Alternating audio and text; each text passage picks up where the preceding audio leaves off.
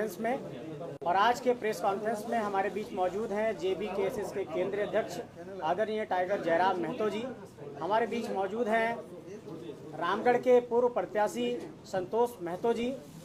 हमारे बीच मौजूद हैं हमारे केंद्रीय कमेटी के साथी विराट महतो जी। और हमारे बीच मौजूद हैं प्रकाश कुमार जी, जिन्होंने इंपीरियल कॉलेज ऑफ लंदन से पढ़ाई की है, वहाँ पर मास्टर डिग्री उन्होंने हासिल की है ट्रांसपोर्ट और बिजनेस मैनेजमेंट में। आज हमारे साथ कुछ साथी ज्वाइन करने वाले हैं और इस संगठन को आगे बढ़ाने के लिए झारखंडी भाषा खतियान संघर्ष समिति के विजन को और सोच को झारखंड में आगे लेकर जाने के लिए वो लोग आज हमारे संगठन में शामिल होंगे। और आज विधिवत तौर पर हम लोग एक अभियान की शुरुआत कर रहे हैं और हम चाहेंगे कि हमारे अध्यक्ष जी और तमाम हमारे साथी जो भी हैं आज से झारखंड मांगे जयराम अभियान की शुरुआत होगी। और इस अभियान के तहत झारखंड के 32,623 गांवों तक 29,521 बूथों तक कैसे जयराम जी के संदेश को और JBKSS के संदेश को लेकर के जाना है, उसकी पूरी तैयारी हम लोगों ने की है कि आने वाले वक्त में पिछले 3-4 महीने में जो हम लोगों ने कामकाज किया, 3 साल में जो कामकाज किया, उसको अगले 3 महीने में 100 दिनों में कैसे पूरे जनता के बीच में लेकर के जाना है। तो हमारी पूरी तैयारी इस बात को लेकर के है कि झारखंड के 5 प्रमंडल, 24 जिले और 24 जिलों में 264 प्रखंड, 4,345 पंचायत, 48 नगर निकाय और 29,581 बूथ और 81 विधानसभा क्षेत्र में हम लोग इस आवाज़ को लेकर के जाने वाले हैं। तो आज इस अभियान की शुरुआत भी होगी। तो हम चाहते हैं कि अध्यक्ष जी पहले जो हमारे बीच आए हैं, हमारे इंपीरियल कॉलेज ऑफ लंदन के साथी जो झारखंड के ही रहने वाले हैं और रामगढ़ के साथी संतोष महतो जी, उनको विधिवत तौर पर संगठन में शामिल कराएंगे।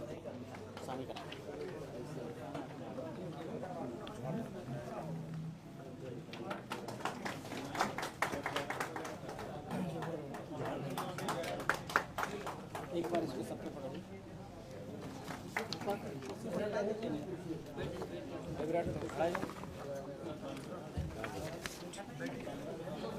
हो गया? पकड़ना है, पकड़ना। हाँ ठीक है।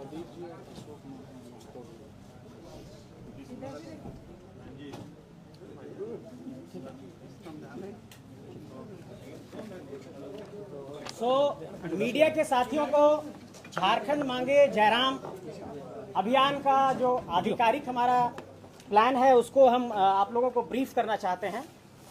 और हम आप सबको ये बताना चाहते हैं कि ये 100 दिनों का अभियान होगा हमारा, जिसमें 30 लाख कार्यकर्ताओं को झारखंड के अंदर झारखंडी विचारधारा और जयराम जी के संदेश को लेकर हम लोग एंगेज करने की योजना पर काम कर रहे हैं। और इसमें देखिए, इसका एक हमारा मकसद है कि अगले 100 दिनों में 30 लाख कार्यकर्ताओं को कैसे एंगेज किया जाए और 3.25 करोड़ की आबादी तक इस संदेश को कैसे लेकर के जाया जाए, इसकी पूरी हम लोगों ने योजना तैयार की है। और इसका एक ही संदेश है कि झारखंड मांगे जयराम। और इस संदेश को झारखंड के एक हाउस होल्ड तक, एक घर तक पहुंचाने की हम लोगों ने योजना तैयार की है। और आप लोगों को ये बताना चाहते हैं कि झारखंडी भाषा खतियान संघर्ष समिति की ये जो सोच है कि किस तरीके से हम झारखंड के अंदर आगे बढ़ेंगे, तो 30 जून को जब हूल दिवस था उस दिन हम तमाम साथियों ने इस बात पर अपनी योजना तैयार की। और इससे पूर्व भी हम लोगों ने ये डिस्कशन किया था कि आगे हम लोगों को कुछ अभियान लॉन्च करना होगा ताकि जो बड़े राजनीतिक दल हैं उसके बीच में हम लोग अपनी जगह बना पाएं। तो हम लोगों ने झारखंड मांगे जयराम अभियान के माध्यम से ये लोगों को जोड़ने की कोशिश की है कि जो हमारी सोच है, जो हमारी विचारधारा है। और 30 जून हूल क्रांति का जिक्र इसलिए कर रहे हैं, आज इसकी आधिकारिक घोषणा हम लोग भले कर रहे हैं, लेकिन 30 जून को ही इसकी बुनियाद हम लोगों ने रखी, क्योंकि शोषण और जुल्म के खिलाफ 1855 में जो आंदोलन हुआ था सिद्धू कान्हू चांद भैरव के नेतृत्व में और फूलो झानो के नेतृत्व में, तो हम लोगों ने ये फैसला किया है कि हमारी भी लड़ाई शोषण और जुल्म के खिलाफ है। इसलिए सिद्धू कान्हू हूल क्रांति के नायक को याद करते हुए इस लड़ाई की हम लोग अभियान की शुरुआत कर रहे हैं। हम ये आपको बताना चाहते हैं कि हमारा ये पूरा अभियान झारखंड के 81 विधानसभा क्षेत्र में जाएगा, 24 जिलों में जाएगा, 5 प्रमंडल में जाएगा, 264 प्रखंडों में जाएगा, 4,345 पंचायतों तक जाएगी, 48 नगर निकाय तक जाएगा और 29,521 टोटल बूथ इस वक्त झारखंड में हैं। इन सभी 29,521 पोलिंग स्टेशन पर हम लोगों ने ये तैयारी की है कि कम से कम 100 परिवारों को हम अपने विचारधारा से जोड़ने की कोशिश करेंगे। और अगर एक बूथ पर हम 100 परिवार को जोड़ते हैं, एवरेज एक परिवार में 5 सदस्य मानते हैं, तो मतलब 500 लोगों को हम ये कोशिश कर रहे हैं कि एक बूथ पर हमारे 500 समर्थक तैयार हों या फिर 500 हमारे विचारधारा से प्रभावित होने वाले लोग तैयार हों। झारखंड के 32,623 गाँवों में जब इस आंदोलन को आवाज़ को हम लोगों ने पहुंचा दिया है तो ये बहुत ज़रूरी है कि बहुत ही सिस्टमेटिक वे में हम एक राजनीतिक दल के तौर पर जाएं, चूँकि बहुत जल्द हम लोगों के पंजीकरण की भी प्रक्रिया पूरी हो जाएगी। एक बात हम ये बताना चाहते हैं आप सबको कि झारखंड में इस वक्त 22,33,738 मतदाता 2024 के लोकसभा के चुनाव के जो आंकड़े आए थे उसमें 22,33,738 मतदाता फर्स्ट टाइम वोटर्स बने हैं। ये जो फर्स्ट टाइम वोटर्स बने हैं इनको टारगेट करने के लिए हमने नौजवानों की जो अपनी टोली बनाई है, जो हमारे युवा टीम है वो इस पर काम करेगी, हमारी युवा मोर्चा की टीम इस पर काम करेगी कि जो फर्स्ट टाइम वोटर्स हैं, जिन्होंने पहली बार वोट किया, जो इस बात को समझते हैं कि झारखंड शोषण और जुल्म में है, उनको हम लोग अपने संगठन से प्राथमिकता के आधार पर जोड़ने की कोशिश करेंगे कि फर्स्ट टाइम वोटर्स हमारे साथ जुड़े रहें। दूसरी बात आप लोगों को ये बताना चाहते हैं कि झारखंड में जो फर्स्ट टाइम वोटर्स 22,33,738 बने हैं उसमें 11,39,960 महिला और 10,93,718 पुरुष है। इसका मतलब यह है कि 46,242 मतदाता झारखंड के अंदर फर्स्ट टाइम वोटर्स बनी है। मतलब महिला वोटरों की संख्या जो फर्स्ट टाइम है वो झारखंड में अधिक है। इसलिए हमारी जो महिला मोर्चा की टीम है वो महिलाओं को संगठन से जोड़ने के लिए काम करेगी। और इस वक्त झारखंड के अंदर 2,55,18,642 मतदाता हैं और इनमें 1,29,97,325 पुरुष मतदाता हैं और 1,25,20,910 महिला मतदाता हैं और 407 थर्ड जेंडर मतदाता हैं। तो हम महिला और पुरुष मतदाताओं तक अपनी पहुंच को बनाने के लिए झारखंड के अंदर जो स्वयं सहायता समूह है महिलाओं का, जैसे JSLPS जैसा संगठन है, महिलाओं का संगठन है, इनसे भी हम संपर्क स्थापित करेंगे। और आज जो हमारे साथ साथी ज्वाइन कर रहे हैं, इन साथियों को ऐसे और तमाम साथियों को जो इंजीनियरिंग बैकग्राउंड से हैं, जो टेक्निकल बैकग्राउंड से हैं, जो डेवलपमेंट सेक्टर से हैं, ऐसे लोगों को हम अपने संगठन से जोड़ने के काम करेंगे ताकि पॉलिसी और प्लानिंग, रिसर्च और डेवलपमेंट पर हम लोग एक नीति बना सकें। हम लोगों पर यह आरोप लगाया जाता है कि आप लोगों ने क्या रास्ता झारखंड को दिखाया है, क्या आपके पास कोई नीति है, कोई नियम है। तो हमारे साथ जो साथी जुड़ रहे हैं, जैसे हमारे साथी जो यहाँ पर बैठे हैं, इन्होंने दुनिया के 24 देशों में अलग अलग कंट्री को असिस्ट किया है। इन्होंने मॉरिशस में रेलवे को कैसे आगे बढ़ाया जाए उस पर काम किया है। और ये झारखंड के धनबाद के ही रहने वाले हैं, पिंडरा जोरा के रहने वाले हैं। हमारे साथी यहाँ पर देखिए ये भी काफ़ी क्वालिफाइड हैं, संतोष महतो जी। तो ऐसे तमाम साथी ज्वाइन कर रहे हैं और हम ये चाहते हैं कि झारखंड के यंग माइंड्स दुनिया के अलग अलग हिस्सों में अपना योगदान दे रहे हैं, वो लोग हमारे संगठन के साथ जुड़ें। और इस पूरे संगठन का जो स्वरूप है आप सब जानते हैं कि केंद्रीय कमेटी, जिला कमेटी, पंचायत कमेटी और बूथ कमेटी है। तो इस पर हम लोग लगातार काम करेंगे। संगठन का और भी जो गतिविधि है कि गांव स्तर पर हम लोग कैसे ले जाएंगे, इसमें हम लोग आगे क्या करेंगे, वो कुछ गोपनीय पार्ट है जो आप लोगों को समझ नहीं रह सकते हैं। लेकिन मूल बात यही है कि झारखंड मांगे जयराम की अभियान आज से शुरू हो चुकी है और इसकी शुरुआत के बाद हम लोग गांव-गांव इस अभियान को लेकर के जाएंगे और झारखंड के अंदर एक संदेश लेकर के जाएंगे कि किस तरीके से आदरणीय जयराम महतो जी को झारखंड का मुख्यमंत्री बनाना है और उसके लिए क्या कुछ किया जाना है। इस पहलू पर विचार होगा और इस पहलू को आगे बढ़ाने के लिए तमाम नए साथियों को, शिक्षित साथियों को संगठन से जोड़ने का काम होगा। उसी की कड़ी में आज 2 साथी भी हमारे संगठन को ज्वाइन कर रहे हैं। मैं चाहूँगा कि हमारे केंद्रीय अध्यक्ष टाइगर जयराम महतो जी आप सबों को आप संबोधित करें।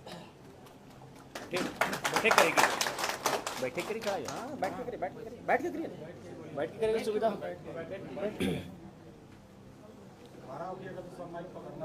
खड़ा करना, बैठे।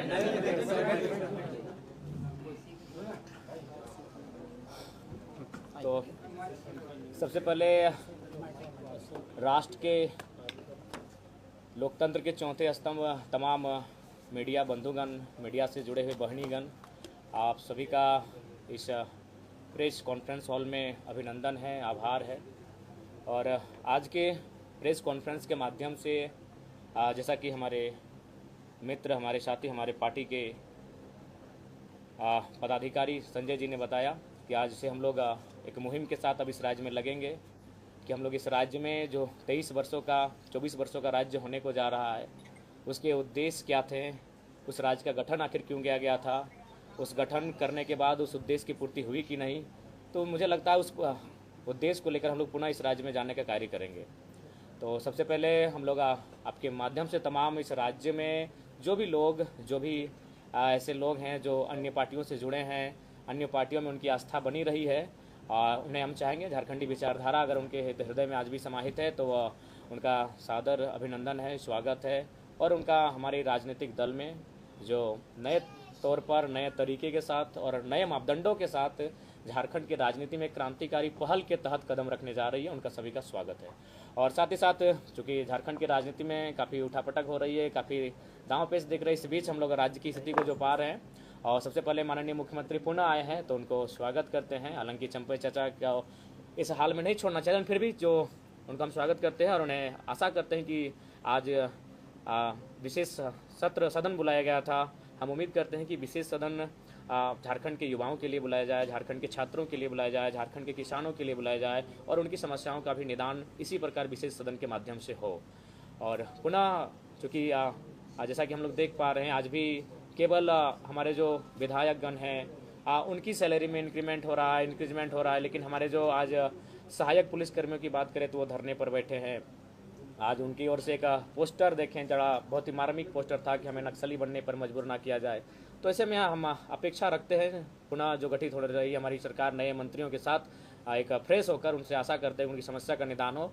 हमारे पास अभी रास्ते में चलते चलते झारखंड स्टेट फार्मेसी काउंसिल के साथी मिले, उनका प्रतिनिधिमंडल मिला। उनकी भी जो मांगे है कि 23 वर्षों से एक छत्र जो व्यक्ति आज नहीं रहे, शायद 23 वर्षों से उनका कार्यकाल रहा, लेकिन वहाँ के झारखंडी लोगों को मौका नहीं मिला, जिस कारण काफ़ी समस्याएं हैं। तो इन समस्याओं का समाधान हो, निदान हो। और आज के प्रेस कॉन्फ्रेंस का जो महत्वपूर्ण उद्देश्य यही है कि हम लोग खुला आमंत्रण, खुला निमंत्रण उन सबों के लिए कि वे लोग हमारे साथ चलें जो झारखंडी भावनाओं के साथ है, जो झारखंडी राज्य को अलग गठन करने के समर्थक रहे हैं। हम लोग पुनः एक नए सिरे से इस नए राज्य को पुनर्स्थापित करते हुए एक नई विचारधारा के साथ इस राज्य के जो आवाम है 3.25 करोड़ 3.5 करोड़ उनके जो सपने हैं, उनकी जो मांगे हैं आज भी जस की तस दिख रही हैं, तो उन्हें हम पूरी कैसे कर पाएँ, उसके लिए आप सभी का सहयोग की आवश्यकता है। अतः उनका हम लोग स्वागत करते हैं।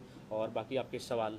सिर्फ भाषा को बनी आपका आंदोलन, आप राजनीति पार्टी में जा रहे, तो आपके आगे का क्या ऐसा विचार है, क्या लोग आपके साथ जुड़े? सिर्फ भाषा में आप राजनीति और मुख्यमंत्री बनने का सपना कैसा है? देखिए, सबसे पहले बात, ना हम लोग मुख्यमंत्री बनने का सपना लेकर आए हैं, ना विधायक बनने का सपना लेकर आए हैं। हम लोग मुद्दों के साथ खड़े रहे, जिन मुद्दों के साथ झारखंड के नेताओं को खड़ा होना चाहिए था। अब तो ये हम लोगों का 2 साल का कार्यकाल रहा है और हम लोग का ये आवाज़ बनने का काम किया है कि अब हमारे नेता, हमारे विधायक कानून की किताबें पढ़ने लगे हैं और मुद्दों पे बात करने लगे। नहीं तो ये मुद्दों को इग्नोर कर देते थे, आप खुद उनसे सवाल पूछते तो वे सीधा स्किप कर जाते थे, यानी मुद्दों पर बात करना ये मुनासिब नहीं समझते थे। तो अगर ये मुद्दों पर बात कर रहे हैं, अब वो सांसद दिल्ली में जाके लघु उद्योग, कुटीर उद्योग की बात कर रहे हैं पलायन को रोकने के लिए, तो ये बड़ी बात है, ये हमारी उपलब्धि है। तो अगर आपको अभी भी लगता है तो मैं आपको पुनः कहूँगा, अभी भी हमें दोनों राजनीतिक दलों से अभी तक का ऑफर है कि 7 सीटों का 9 सीटों का है। तो भैया हम लोग विधायक और मंत्री और मुख्यमंत्री बनने नहीं आए हैं, हम लोग इस राज्य में व्यवस्था बदलाव के लिए आए हैं। सत्ता बदलाव होता रहता है, 23 सालों से कई बार सत्ता में बदलाव हुआ। चंपई जी थे, आज हेमंत जी आ गए, सत्ता में पुनः बदलाव हो गया, लेकिन हम लोग व्यवस्था को बदलने के लिए आए हैं। तो रहा सवाल, नियति जब भी मौका देती है तो डायरेक्ट आपको बड़े पटल पे नहीं देती है, एक छोटे स्तर से देती है। हम लोग भी धनबाद के एक छोटे से कार्यक्रम के माध्यम से यहाँ तक आए। 50 लोगों की भीड़ थी जब हम लोग पहली बार विरोध कार्यक्रम में उपस्थित हुए थे। तो नो डाउट हम लोग भले हम लोग का उदय किस रास्ते से हुआ मायने नहीं है, लेकिन अभी हम लोग जिस विचारों को साथ और जिन मुद्दों के साथ हम लोग आगे बढ़ रहे हैं, ये कहीं ना कहीं झारखंड के हर घर के मुद्दे हैं। कौन से मुद्दे होंगे आने वाले? देखिए, महत्वपूर्ण मुद्दे, मैं बार बार कह रहा हूँ, महत्वपूर्ण मुद्दे बहुत सारे होंगे, महत्वपूर्ण मुद्दे एक नहीं है। और झारखंड विविधताओं का राज्य, आप स्पष्ट जानिए। आप किसी भी राज्य को अगर आप पढ़ने जाएंगे, उस राज्य को अगर अध्ययन करने जाएंगे, तो अनुसूची 9 का अगर अध्ययन करेंगे तो सभी राज्यों का अपना भूमि का जो कानून है एक ही है। लेकिन आप अगर झारखंड की बात करेंगे तो आपका संथाल में संथाल परगना टेनेंसी एक्ट मिलेगा, आपका छोटा नागपुर में छोटा नागपुर टेनेंसी एक्ट मिलेगा, और फिर कोल्हान में आपका विल्किंसन रूल मिलेगा। तो झारखंड विविधताओं का राज्य है, तो यहाँ मुद्दे भी विभिन्न है, विविधताओं में हमारे मुद्दे भी हैं। तो उन सारे मुद्दों को एक जगह इंक्लूड करते हुए, एक निचोड़ निकालते हुए, उन तमाम मुद्दों को हम लोग बिंदुवार करते हुए विधानसभा के चुनाव में हम लोग आएंगे। शहरी क्षेत्र के भी कई मुद्दे हैं। जी, मुद्दे हर जगह हैं, मुद्दे हर घर में हैं, शहर में भी हैं। उन शहर के मुद्दों के साथ भी हम लोग खड़े पाएंगे अपने आप को। लोकसभा चुनाव के परफॉर्मेंस को देख करके ऐसा प्रतीत होता है कि आने वाले विधानसभा चुनाव में आपकी उपस्थिति किसी दूसरे पार्टी को फायदा पहुंचा सकती है? नहीं, हम लोग तीसरे विकल्प के तौर पे आ रहे हैं। हम लोग किसी को फ़ायदा पहुंचाने के लिए नहीं आए और किसी को नुकसान पहुंचाने के लिए नहीं आए हैं। हम लोग अपना एक इमेज बनाए हैं।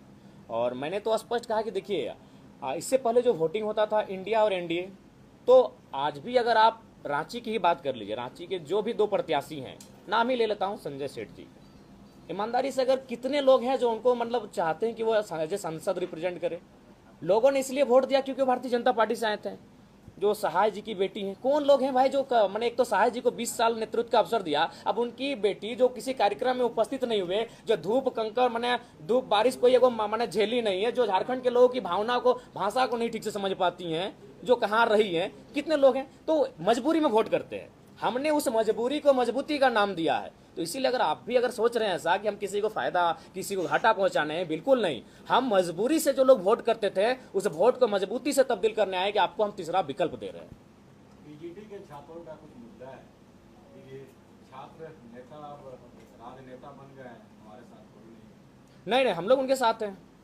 हम लोग हमेशा साथ हैं। हमने तो कल भी बयान दिया था, आज भी दे रहे हैं और कल भी देंगे कि अगर हमें अवसर मिलेगा तो मुद्दों को सदन में रखेंगे, और वहां अगर अवसर नहीं मिला तो सड़क में है आपके लिए, सड़क में बैठे हैं आपके लिए। एफआईआर में हमारी कोई कमी नहीं आई है।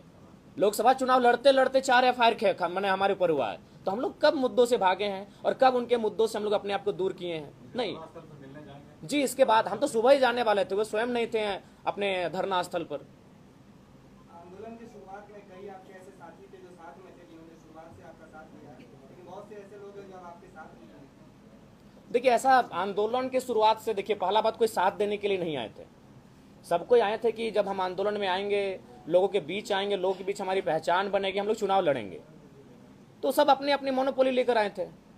लेकिन हम तो एक छात्र थे, हम तो उस दिन जाना भी नहीं चाहते थे आंदोलन में, चले गए। नियति हमें लेकर जा रही थी। अब लोगों ने हमें पसंद किया, लोगों ने हमारे नेतृत्व को स्वीकार किया, तो उसमें हम क्या कर सकते हैं? हमने तो कभी नहीं कहा कि हमारे हाथों में नेतृत्व दीजिए। लोगों ने स्वीकार किया, लोगों ने विश्वास किया। और ये साथी पुराने नए क्या, अभी हो सके इसी सभागार में हमारे बहुत सारे साथी हैं जो 3 महीना बाद हमारे साथ नहीं दिखेंगे। जो साहब जो कहना है वो साहब कहेंगे। शुरू से ही आंदोलनों के पीछे आपकी राजनीतिक महत्वाकांक्षा नहीं, बिल्कुल नहीं। अगर आप हैं तो प्रमाणित कीजिए। हमने तो कभी राजनीतिक महत्वाकांक्षा नहीं। अच्छा, अगर है तो हम आपको, चलिए हम आपको 10 लाख रुपया देते हैं, आप एक नेता बना दीजिए। तो 10 लाख रुपया दे रहे, 1 करोड़ रुपया दे रहे, किसी भीड़ से जाइए और किसी कॉलेज के पढ़ने वाले नेता को सीएम के रूप में फेस करवा दीजिए। सर, बोलना आसान है, नेता बन जाएगा रातों रात, इतना आसान चीज है? उसके लिए लड़ना पड़ता है, उसके लिए कलेजा चाहिए, जिगर चाहिए, बात करना होता है बीसीसीएल के खिलाफ, धरना देना पड़ता है, केस खाना पड़ता है। नेता ऐसे बनता है? 10 लाख दें आपको, नेता बना दीजिए। जयराम जी, आप 50-55 सीट पर आगामी विधानसभा चुनाव में लड़ने वाले हैं।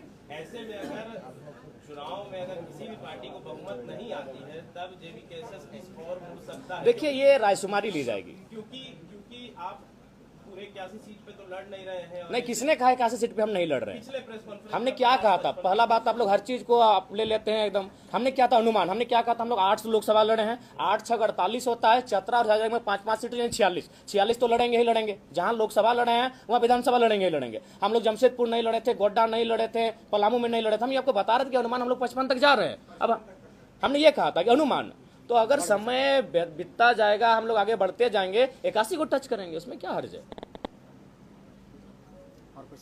जयराम जी, अगर आपको किंग मेकर बनने का मौका मिलता है तो वैचारिक तौर पर आप किसके नजदीक होंगे, एनडीए या इंडिया? देखिए, हमें लगता है उस समय रायशुमारी ही होगी। वैचारिक रूप किसी का नहीं होता है। पहला बात है कि जो पार्टी होती है ना, पार्टी निर्जीव होती है। वर्तमान उस समय पार्टी को चलाने वाले नेता उसको जीवित रखते हैं। तो आज अगर मान के चलिए हेमंत के हाथों में जेएमएम की बागडोर है, कल किसी और के हाथों में, अच्छा बीजेपी की जो बागडोर जिनके हाथों में, अभी भी मान के चलिए, देखिए जब बीजेपी को लोग याद करते अटल जी को और मोदी से तुलना करते, तो अटल जी को कहते कि नहीं वो सबको लेकर चलने वाले लोग थे, इस तरह का उनके साथ माहौल नहीं था। यही पार्टी थी, इसी पार्टी के नेता थे। तो पार्टी निर्जीव है, उस पार्टी के नेता उस पार्टी को जीवंत करते हैं। तो उस समय अगर किसी भी पार्टी में अगर विचारधारा मिलने वाले लोग आएंगे, अगर वे आगे आकर अगुवाई करेंगे, तो हम लोग बैठेंगे, बैठने में कोई आपत्ति नहीं है। व्यक्तिगत विचारधारा मैटर करेगा नेताओं का? जी बिल्कुल। पार्टी की कोई विचारधारा नहीं होती है। पार्टी की विचारधारा को नेता ही जीवित करते हैं। पार्टी की विचारधारा किताबों में रह जाती है। ठीक है, तो मैं ये चाहता हूँ कि जो आज हमारे साथ संगठन में ज्वाइन किए हैं, संतोष महतो जी और प्रकाश कुमार जी, तो संतोष जी, मैं चाहूँगा कि आप संगठन के संदर्भ में मीडिया के साथ में कुछ करें।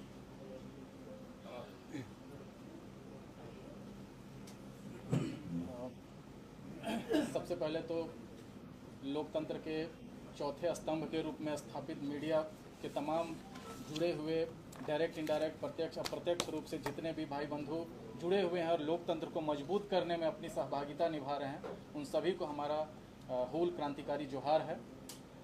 सबसे पहले तो ये बता देना चाहता हूँ कि हम लोगों में जब सबसे प्रथम राजनीतिक चेतना का उदय हुआ, उस समय हमने सोचा था कि एक ऐसा राज्य जो ड्रोनिक इमेज अगर हम देखते हैं तो इस राज्य में, इस इकलौते राज्य में दो अलग अलग राज्य जी रहे हैं।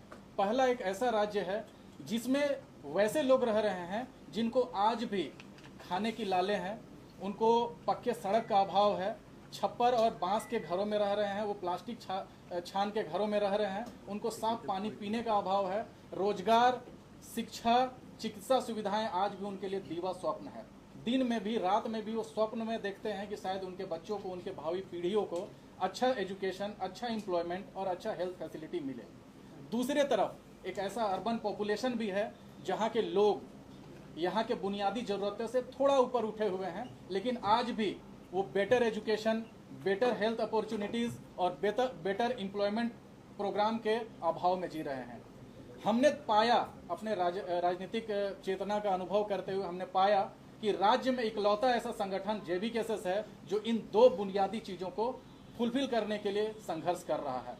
आज बंद कमरों में AC में बैठकर राजनीतिक जो लोग प्लानिंग कर रहे हैं राज्य के, वहीं दूसरी ओर JVKSS और हमारे पार्टी के अध्यक्ष टाइगर जयराम महतो इकलौते ऐसे शख्स हैं जो झारखंड के अंतिम व्यक्ति तक पहुंच रहे हैं, उनका तकलीफ समझ रहे हैं, उनका दर्द को समझ रहे हैं, उनकी मूलभूत जरूरतों के लिए लड़ रहे हैं, धरना प्रदर्शन कर रहे हैं, उनके मांगों को बुलंद कर रहे हैं। ऐसे में पूरे राज्य में इकलौता ऐसा शख्स है, मुझे बोलने की मतलब बेबाकी से बोलने के लिए पहचाना जाता हूं, बिल्कुल निडर, निष्पक्ष, आजाद होकर बोलने के लिए पहचाना जाता हूं। मुझे इस बात को कहने में जरा भी संकोच नहीं है कि पूरे राज्य में इकलौता ऐसा शख्स है जो मुखर होकर यहाँ के लोगों के लिए लड़ रहा है, यहाँ के लोगों के हक और अधिकार की आवाज को सदन से लेकर सड़क तक मजबूत करने के लिए अपने कंधों पे बीड़ा उठाया हुआ है। और ऐसे समय में हम सभी युवा पीढ़ी की ऐसी जिम्मेदारी बनती है, हमारा एक ऐसा नैतिक कर्तव्य बनता है कि हम इनके कंधों को मजबूत करें।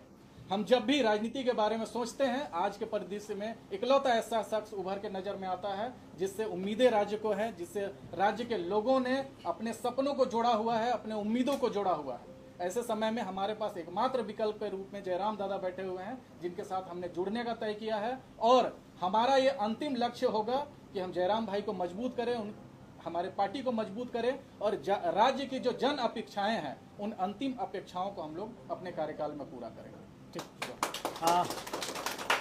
अब मैं चाहता हूं कि हमारे साथ एक और साथी जो आज जो ज्वाइन किए हैं, जिन्होंने इंपीरियल कॉलेज ऑफ लंदन से अपनी पढ़ाई की है, मास्टर डिग्री हासिल की है और दुनिया के अलग अलग हिस्सों में अपना योगदान दिया है डेवलपमेंट सेक्टर में, वो भी आप लोगों के समक्ष अपने विचारों को साझा करेंगे और संगठन से क्यों जुड़े हैं इस पर अपना विचार साझा करेंगे। जी, पहले तो सारे मीडिया प्रेस बंधुओं को मेरा बीच में आ जाइए ना, जयराम भैया के बगल में आ जाइए।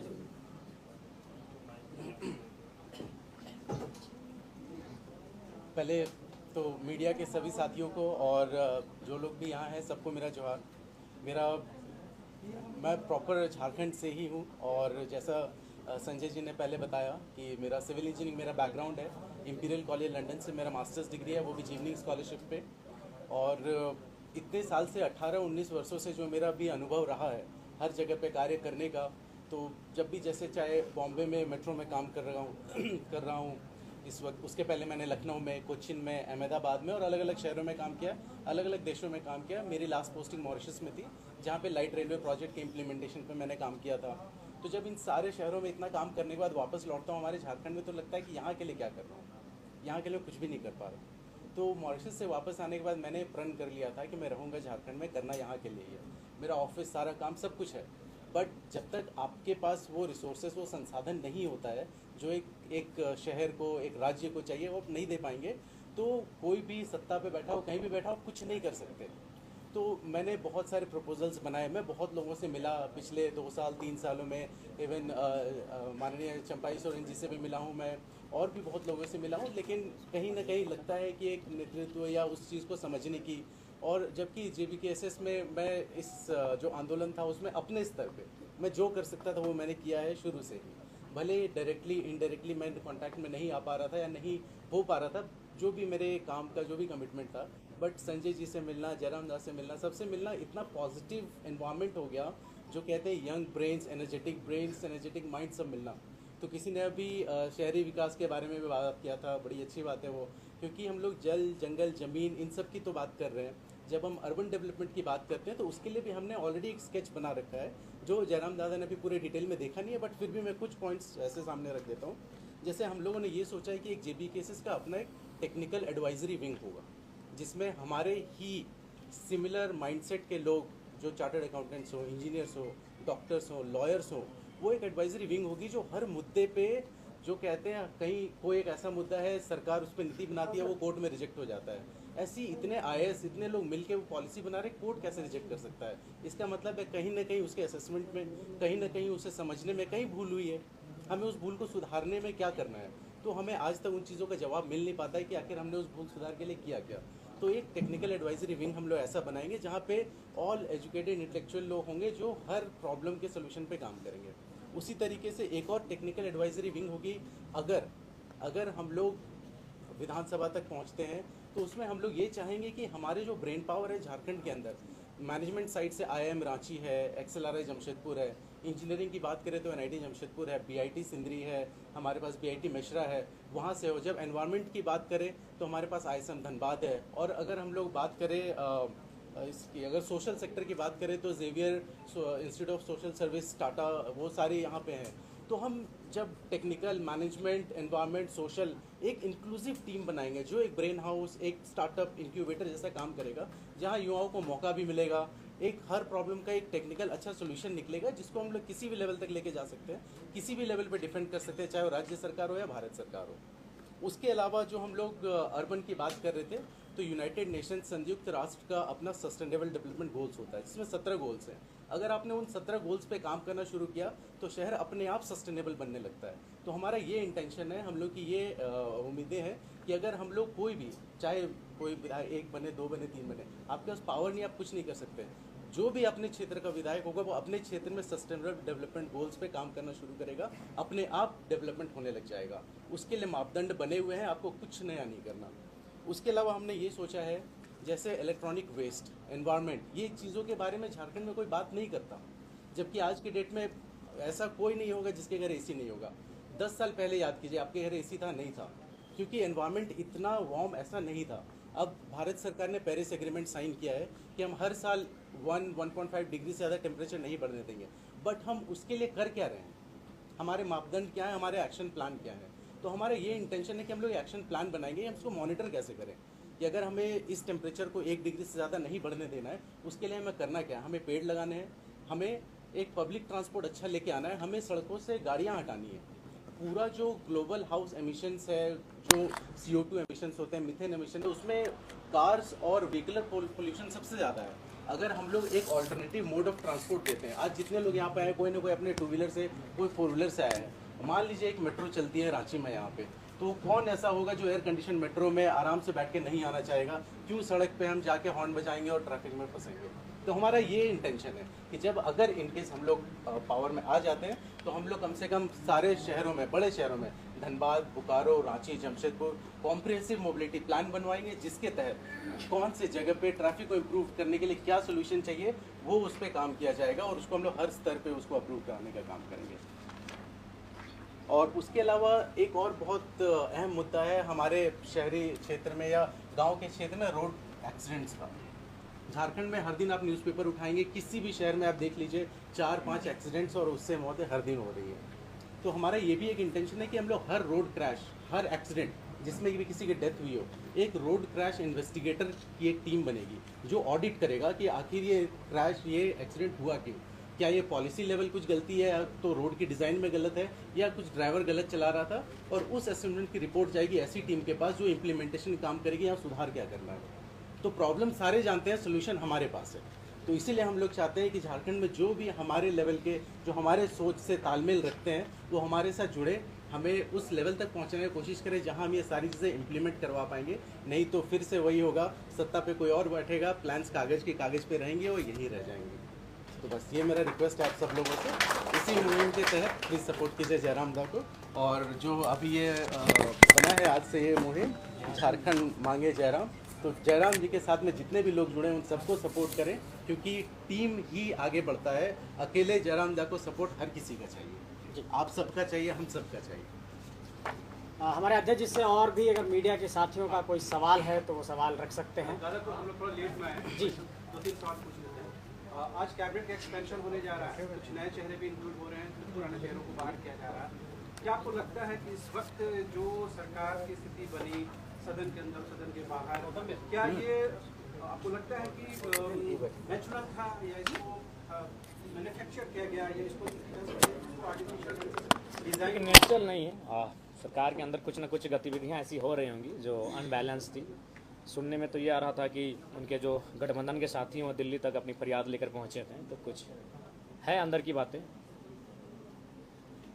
पिछले बार आपने इरफान अंसारी का जिक्र किया था, वो भी एक बार मंत्रिमंडल में इंक्लूड हो रहे हैं, उनके लिए कुछ सजेशन? हाँ, सजेशन यही रहेगा कि कॉमेडी थोड़ा ना करें और जो गंभीर मामले हैं उनको उठाएं। विशेषकर संथाल परगना का जो प्रमंडल जहाँ से वो आते हैं वहाँ जो समस्याएं बढ़ रही हैं उन समस्याओं का निदान करें।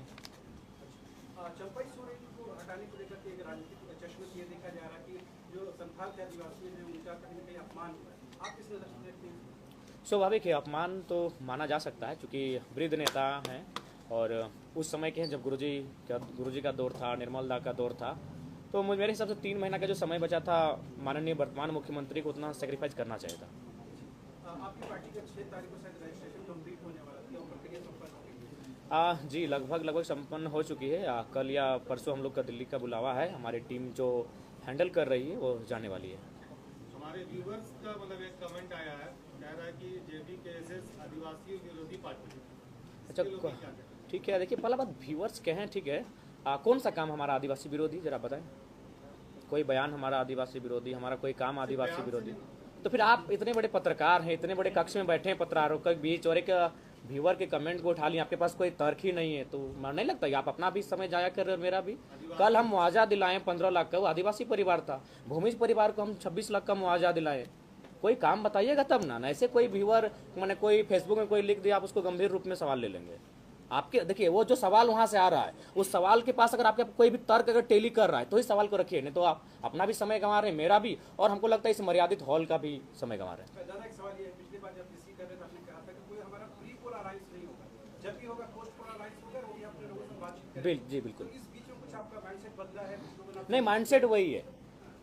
अलायंस के लिए बहुत सारी टीमें आई हैं और जो प्रभारी बन के आ रहे हैं उस केबिन में भी उस बैठकर हमारी चर्चा हो रही है हमारे नाम का। लेकिन जो मन हम लोग बना लिए हैं, जो ठान लिए, देखिए पहले बात है कि आज तक लोग झारखंड को ना समझे हैं, ना झारखंड आंदोलन करने के तरीकों को समझे हैं, ना झारखंड अलग हुआ क्यों उन कारणों को समझे हैं। देखिए अगर आप झारखंड आंदोलन को समझ रहे हैं तो आपको भी मालूम है, आपको 1985 का दौर जाना होगा, 90 का वो दौर जाना होगा, निर्मल दा की शहादत को समझना होगा, उस समय जो परिस्थितियां थीं झारखंड राज्य में, विशेषकर जो इंडस्ट्रियल बेल्ट जिनका उत्थान हो रहा था, माइंस, उन क्षेत्रों को समझना होगा। देखिए ये चीज़ सच्चाई है, झारखंड भले आज 24 जिला हमारे पास है लेकिन 7-8 जिले ऐसे हैं जिनको झारखंड राज्य नहीं चाहिए था, कोई मतलब नहीं था।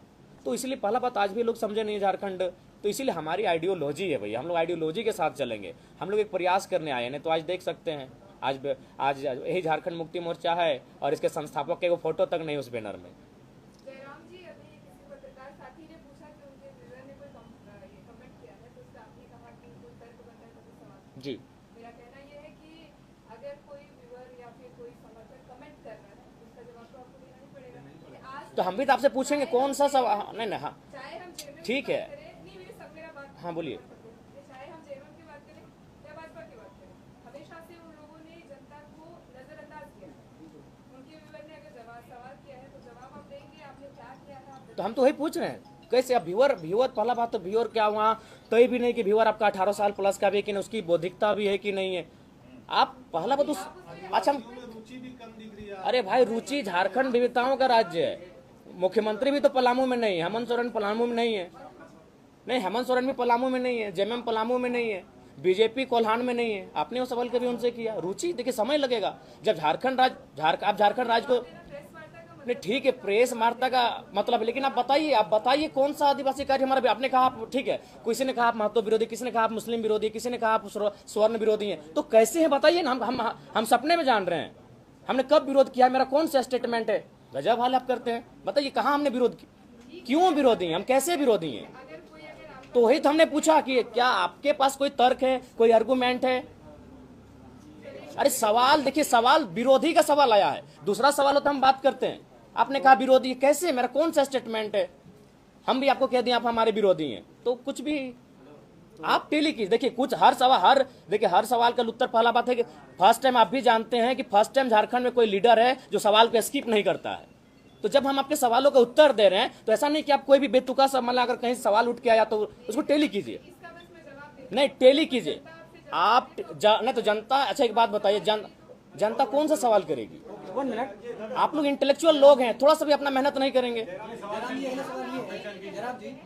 लोकसभा चुनाव में अल्पसंख्यक आपके साथ खड़े दिखे, जब आप ये कहते हैं कि हम चुनाव के बाद एनडीए के साथ या इंडिया के साथ जाएंगे, तो कहीं न कहीं जो अल्पसंख्यक समाज है वो बीजेपी को लेकर नेगेटिव एक पर्सपेक्टिव रखते हैं, क्या कहेंगे इसमें। देखिए सबसे पहली बात है कि हमने पहले क्या है कि जब हम लोग कुछ भी तय करेंगे तो अपने जनता के बीच बैठेंगे और उसके बीच जो रायशुमारी है उसके बाद हम लोग तय करेंगे। तो जब हम जनता के बीच बैठेंगे तो क्या हुआ, जनता अल्पसंख्यक नहीं होगी, जनता तो अल्पसंख्यक भी होगी ना।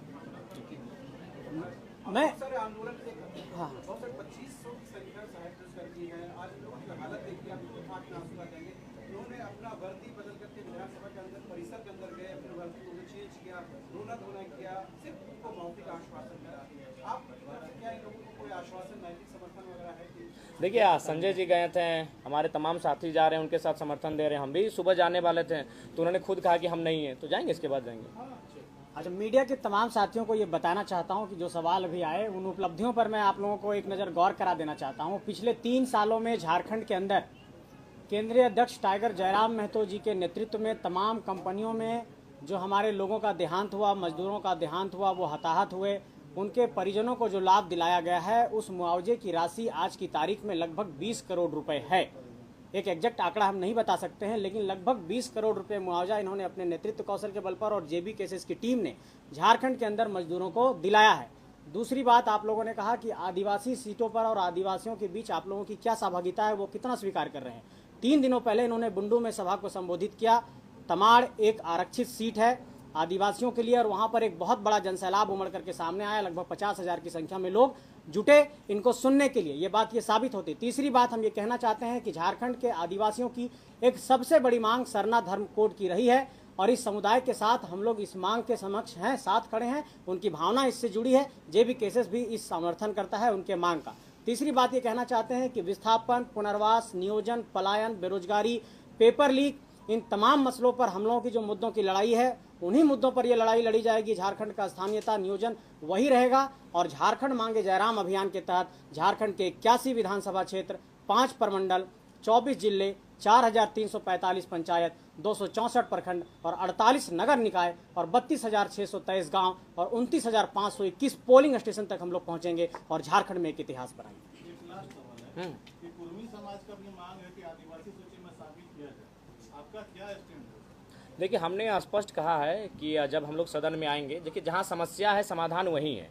और जहाँ तक कुर्मी समुदाय का मांग है, ये आज का नहीं है। जब हमारा जन्म नहीं हुआ था, हमारे पिताजी का जन्म नहीं हुआ था, जब से 1950 में बगैर नोटिफिकेशन के उनको शेड्यूल ट्राइब, जो उस समय प्रिमिटिव ट्राइब होता था, वर्जिन उसके नाम से, उस समय शेड्यूल ट्राइब नाम नहीं था, तो उस समय हम लोग सूचीबद्ध थे। बाकायदा हमारा CNT में सारी चीज़ें आ रहा। ऐसा नहीं आज आप आदिवासियों के बीच ही हम लोग, ऐसा बात नहीं, हम लोग दूर में रहते हैं।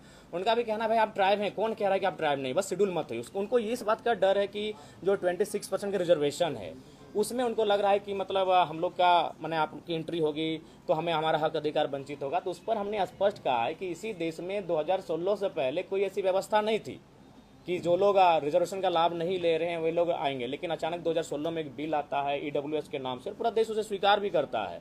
तो मेरे कहने का तात्पर्य, पहला बात है कि इस माइंड से आपको देखना होगा कि हमारी जो मांगे है वो आरक्षण की नहीं, वो संरक्षण की है।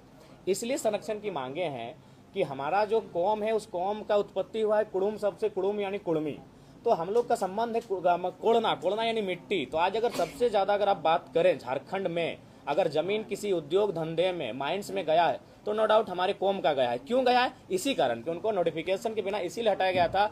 मैं आपको एक तर्क फिर दे रहा हूँ। 1907 में जब 1908 में जब CNT कानून बना, चूंकि 1907 में आपका टाटा जमशेदपुर का स्थापना हुआ, भारी मात्रा में जमीनें ली गई, और जब तक 1950 का नोटिफिकेशन नहीं आया था तब तक फिर झारखंड में जमीन का लूट खसोट नहीं हुआ था। लेकिन जैसे फिर 1950 में उनको नोटिफिकेशन से बाहर किया गया, सिंदरी कारखाना लगता है, BSL लगता है, और ऐसे अनगिनत कारखाने झारखंड में लगते हैं। शायद HEC भी उसी पीरियड का होता है, हिंडाल्को उसी पीरियड का होता है। तो ये मामला जो है ना, वो सिर्फ और सिर्फ ज़मीन का मामला था। तो इसीलिए हम चाहेंगे उनकी ज़मीनों को सुरक्षित करने के लिए। और देखिए, भारत एक संवैधानिक देश है। इस देश के संविधान के आर्टिकल 48 में पशु पक्षियों को संरक्षण की बात है, वन्य जीवों को ये संरक्षण देता है, वन्य जीवों का ये ख्याल करता है। तो कोई भी इंसान है, एक ऐसा रूल लेके आए, ऐसा विकल्प लेकर आए, एक ऐसा कॉलम लेकर आए कि विवाद ना हो, इनका विवाद ना हो और इनका सम्मान भी बच जाए, इनका अधिकार भी बच जाए, संरक्षण मिल जाए। तो हमने तो स्पष्ट कहा है कि हम लोग जब जाएंगे तो एक जिस प्रकार से एक नया अचानक EWS का कानून आया, हम लोग एक न्यू कोई कॉलम लेकर आएंगे और ये विवाद का समाधान करेंगे। तो मीडिया के साथियों के माध्यम से मैं JB केसेस के कार्यकर्ताओं को एक संदेश दे रहा हूं कि झारखंड मांगे जयराम अभियान के तहत हम लोगों ने उसके जो एक नीचे जो हमारा कैंपेन है उसमें यह है कि अपने तमाम साथियों, इस संगठन के साथियों के लिए मेरा संदेश है कि जयराम की सुनो पुकार, हर बूथ पर जोड़ो 100 परिवार। झारखंड मांगे जयराम अभियान के तहत इसी नारे के साथ हम लोग मैदान में जाने वाले हैं और ये हमारा नारा पूरे झारखंड के गांव-गांव तक पहुंचेगा। और जयराम की पुकार सुनने के बाद झारखंड के एक एक पोलिंग स्टेशन पर 100 परिवारों को जोड़ने का अभियान आज से शुरू किया जाता है। हमारे बीच कुछ और साथी ज्वाइन करेंगे, प्रदीप महतो जी, गोल्डी जी और अशोक महतो जी। मैं चाहूँगा कि वो भी अध्यक्ष जी उनको माला पहना कीजिए ना, आप तो कुछ कीजिए ना। ठीक, आइए आइए, और कोनो सवाल हो आइए।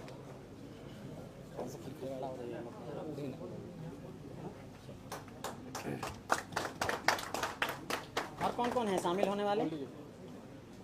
क्या असेंबली वाले भैया, कोई सवाल है क्या आपका? और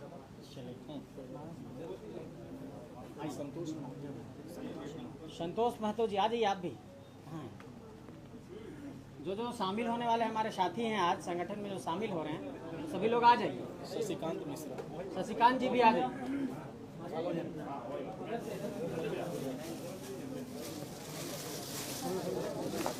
जो साथी संगठन में शामिल हो रहे हैं आ जाइए। शशिकांत मिश्रा, शशिकांत जी आइए।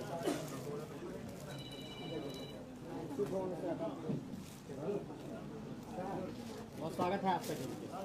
हरीश शर्मा,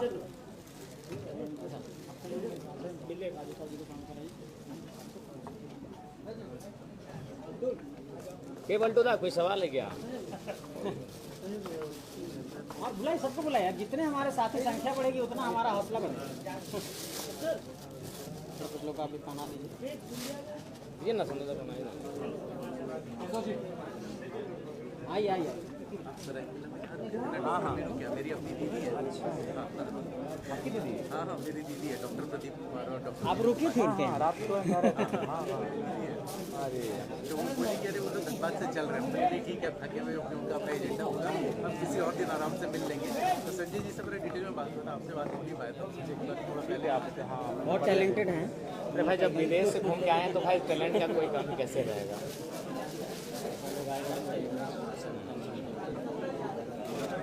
एक कॉपी अपने साथ रखें। पिंडरा जोड़ा कौन नाम? इंडिया डबल से। अच्छा, हाँ मिलो, सबसे बाहर सबसे मिलो।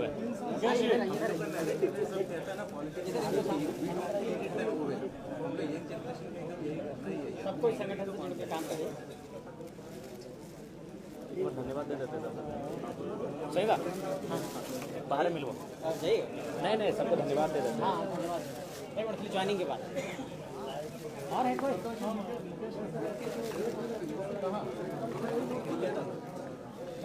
हो गया, ज्वाइनिंग हो गया।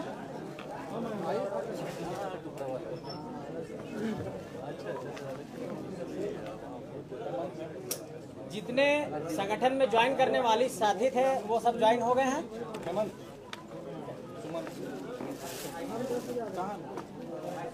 मुकेश जी, आप हो गया ना? चलिए अब मीडिया के साथियों को थैंक्स कहेंगे हमारे अध्यक्ष जी। अरे कहा घस का रहा लिया। ठीक है तो हो गया, कीप साइलेंस प्लीज।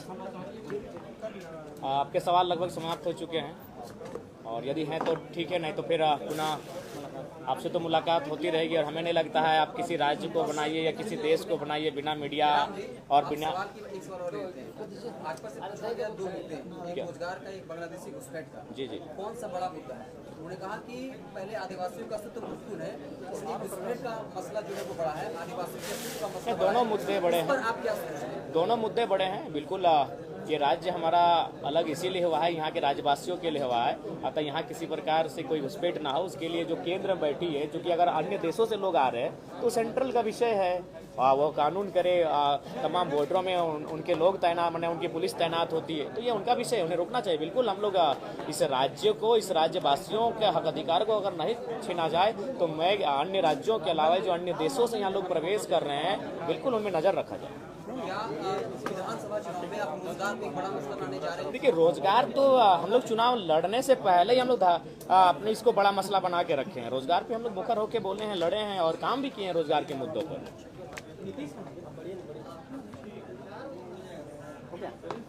तो पुनः तमाम जो हमारे मीडिया के साथी हैं, और कभी आपसे ऐसा नहीं लगा कि आप लोग मीडिया कर्मी हैं, आपसे एक अपनत्व का भाव है, और इसीलिए कभी सवालों के बीच हम दोनों का, हम सबों के बीच एक बार कभी कभी खट्टी मीठी बातें भी हो जाती हैं, तीखी बहस भी हो जाती हैं। तो ओवरऑल कभी ऐसा फील नहीं हुआ कि आप लोग मीडिया हैं। ऐसा लगा कि आप लोग हमारे अंग हैं, हमारे एक जैसे ही हम, बस आपका प्रोफेशन अलग है, बाकी अपनत्व का भाव है। आप लोगों से बहुत ज़्यादा सहयोग मिला है, तभी आज एक मामूली सा लड़का इस राज्य को रिप्रेजेंट करने जा रहा है। और राज्य को रिप्रेजेंट ही नहीं कर रहा है, जो आपको बताना चाहेंगे, जो बाकी दलों के जो मिनिस्टर और चीफ मिनिस्टर प्रभारी बन के आ रहे हैं, अगर वो चाय मैंने बैठकर अपने केबिन में पी रहे हैं तो मेरे नाम की अगर चर्चा कर रहे हैं, तो उसमें मीडिया का बहुत बड़ा रोल है। तो आगे भी आपका रोल बना रहे, और देश की आज़ादी से लेकर आज तक और आगे भी आपका रोल बना रहे, हम इसकी शुभकामनाएं देते हैं और इसकी अपेक्षा भी रखते हैं। और हम ये दुआ भी करते हैं कि सबसे ज़्यादा अगर कोई मजबूत होकर निकले तो हमारी मीडिया होकर निकले, क्योंकि ये वास्तव में जनता की आवाज़ है। अगर जहीं जनता की आवाज़ का घुटन होगा, जहां जनता की आवाज़ का दमन होगा, वहाँ मीडिया उसके लिए आवाज़ बने, हम ये अपेक्षा रखते हैं और उनके लिए दुआएं भी देते हैं, प्रार्थना करते हैं। तमाम आज इस हॉल में उपस्थित हमारे मीडिया से जुड़े तमाम भाई, हमारी बहनीगण, सभी को अभिनंदन करते हैं, नमस्कार करते हैं, जोहार। एक फोटो सेशन लास्ट में, एक फोटो सेशन पकड़िए विराट, लीजिए पकड़िए।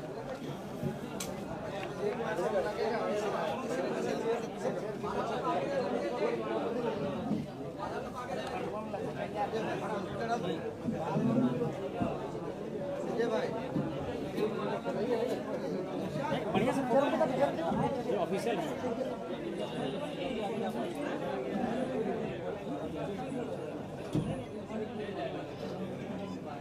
ठीक है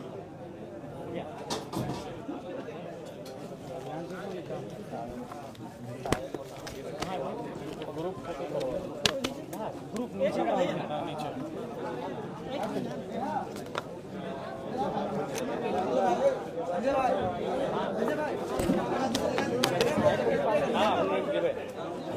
खाना पहले सब फोटो तो नहीं नीचे